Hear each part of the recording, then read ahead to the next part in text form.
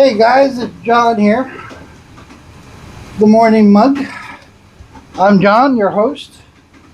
So, it's time for a new video, the daily video that I've been promising you guys.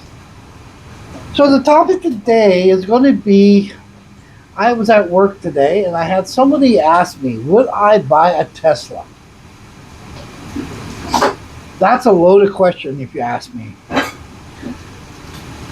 There's so many differences between gas and electric. I don't know. With the amount of driving that I do, it does sound appealing not to have to stop at the gas station every 3 days to fill up. But in the same aspect, you are plugging in almost every other night. So it's like filling up, I guess. So you're not buying gas for the Tesla, but you are paying for the electricity that you are using to charge them batteries in order to make the car run. So please tell me if I'm wrong. That's still like buying gas. Canada came out with a mandate a few years back. They said by the year 2035, they wanted all of our car dealership to be selling 100% electric vehicles. Now they did put a halt to that, but they still haven't changed the date for that 100% dealerships to sell electric vehicles. They never changed that date yet. Or they haven't discussed it, one of the two. I was sitting there at my desk today at work, and I came up with a very, I started giggling to myself, and my coworker looked at me and started asking me what was so funny. Well, we have a lot of people that come into the shop with their gas vehicles, older vehicles, and they're getting inspected for collector plates. Can you imagine a Tesla having a collector's plate? In the future, maybe. When our kids are flying around in hovercrafts or whatever they're in, by the time we're long gone, they'll look at a Tesla like we do a 1957 Chevy. Think about it. Having modified collector plates for a Tesla? That's hilarious. Or even, collector plates. The worst thing I think about buying a Tesla is, maybe you're saving gas. And they come with a pretty good warranty, from what I've been reading. 8 years, 160,000 kilometers. That's pretty good. But what happens when that warranty runs out and you decide to keep that car? Do you know that replacing a full replacement of Tesla's batteries is upwards of 30,000 Canadian dollars? You might as well just go out and buy a new car. I know, a lot of you are saying, well, I usually trade in my vehicles every 2 years, 3 years, 4 years. Okay, so you go to do that. Now you've owned that Tesla for 4 years.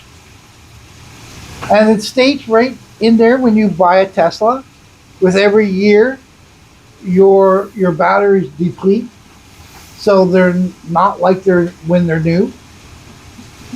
So in 4 years, you go trade that in. Now your battery capacity is down to 77% instead of 99.9. How much do you think you're going to get for that trade-in? I don't think a lot. I know myself, I wouldn't go to a used car dealership and buy a used Tesla. No. Now, would I go and buy a used gas engine car? Yes. Why, you ask? Number one, you can make that car like brand new. You can buy a brand new engine for $5,000 for most cars. You know, that's great engines. Then you're talking about the batteries. Not only the battery, you're talking about the motors that run these Teslas. Okay? These motors that run these Teslas, $3,000, $4,000, $5,000. So now your warranty's gone. All of a sudden, boom, your batteries kick up the ghost. There's 30,000. Next thing you know, you replace all your batteries. You're thinking you're all good, and then the motor pops. There's another $5,000. I don't know. I don't think the technology has come to the point where I would trust it yet. It's not like a gas vehicle. You can go out for a drive in a gas vehicle, and you know for sure if your gas is low, you're going to find a gas station. Because it doesn't matter where you go in Canada, on every corner there's a gas station. Is there a recharging station at every gas station? No. Yes, Canada and the United States is getting better with that. Apparently you can go from the tip of BC to the tip of Newfoundland. Well, what is saying you decide to take a route out of the blue and something happens? I know if I'm in a gas vehicle, if it's something simple, I can fix it myself right there on the side of the road. Do you think you can do that with a Tesla? Or any other electric vehicle for that fact? No. No. Now you're stuck on the side of the road until that tow truck or whatever has to pick you up and take you to a dealership or a mechanic that actually fixes electric vehicles. Meanwhile, I'm already fixed my car and I'm gone. So, you know, it doesn't mean when Canada says they want mandates of 100% sold from dealerships, electric vehicles, it doesn't mean that they're going to come in your driveway and take away your gas vehicle. They can't do that. Well, I guess they can, but I would love for them to try. You know? I don't see it happening anywhere in my future. I've heard different stories about the electric vehicles. Especially, I've heard a lot about the F-150 Lightning. From a place I used to work, the guy bought a 150 Lightning and he towed a trailer from Vancouver to Kamloops, and he had to charge it 3 times because he was charging towing a trailer. That's crazy. That's absolutely ludicrous. Now, I've also heard in that defense, you know, I have another person we usually deal with. He owns an F-150 Lightning as well. And he says that thing has so much torque it can tow anything. He never has to worry about the battery depleting or anything like that. So I guess, you know, you're hearing the ups and downs from 2 different people. Who do you believe? Tesla came out with their own truck. It's called the Cybertruck. Oh my good Lord, it might as well have a rocket ship on the back as it should be used to go to the moon. Because it doesn't look like anything that should be on our streets anyway. And I don't think it acts like a truck anyway. You know?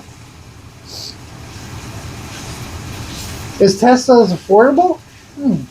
From what I've been reading, you can get a base model Tesla for about $60,000. That's about comparable to what gas vehicles are going for. In my opinion, a gas vehicle, if you take care of them, will sorry folks, outlive an electric vehicle any day of the week. Why? Just because you're able to replace the pieces that you need one by one. And you don't have to do it all in one shot. So to me, in all aspects, that's saving me money. It's not taking away money. Unless you have like a big end, high-end BMW or Land Rover or something like that where parts are expensive. I mean, Honda Civics, Honda Accords, Toyotas, stuff like that. Prices for parts are actually fairly cheap. And they're a dime a dozen. You can get them anywhere. At any one of your parts stores. Teslas, same thing. They have, they still have tires. They still have, rims and ball joints and pads and rotors and stuff like that. But it's harder to get because it is Tesla. Now, I'm not against Tesla, don't get me wrong. They seem to be doing fairly well for themselves. They are making leaps and bounds when it comes to the electric vehicle. But let's not forget, a lot of electric vehicles coming out today are pretty close to Tesla. Right? Yes, if you want speed and you want power and you want torque, you will get that out of an electric vehicle.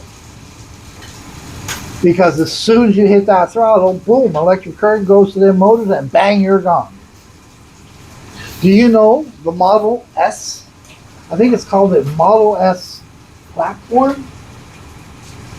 200 miles an hour, over 1,000 horses in that electric vehicle. That's crazy.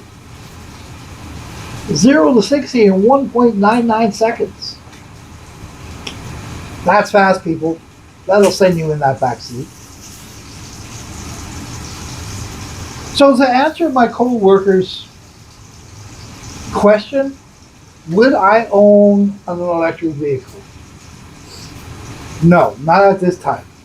Not with the stuff that I do.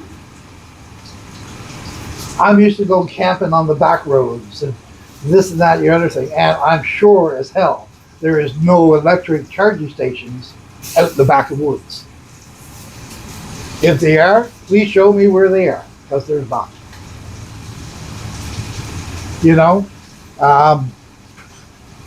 I can upgrade my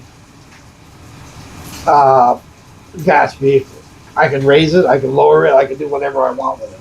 There's so many different modifications I can do with my gas vehicle. Can you do this to an electric vehicle? I don't think you can. Don't quote me on that. I could be very, very wrong. But I don't think there is a way that you can do that. And even if you could, would it be worth it to take that vehicle off-road? No, it wouldn't. Seriously. Like I said, where is there a charging station in the woods? There is none. Unless you can find a moose with a plug up his ass and you can plug into him, which I highly doubt. So my answer to you guys was no, not at this point in time. I don't think they're as advanced as what they should be. I'm going to stick with something that I know. And that's been around hundreds and hundreds of years. The electric vehicle has been around for a while, but it hasn't been around as long as what the gas engine is. So I think I'm going to wait Now, hear me out. This is one man's view. One man's view only. You could have a totally different outlook on the whole thing. And which is, that's fair. Please drop me a comment. Let me know what you're thinking. And I'd be happy to share the comments that I get. Anyway, guys, that's about it for tonight. Hopefully you enjoyed this video. I enjoyed bringing it to you. And tomorrow, we'll do another one. Until tomorrow, guys, this is John from the Morning Mug, wishing you and bidding you a great night. Bye for now.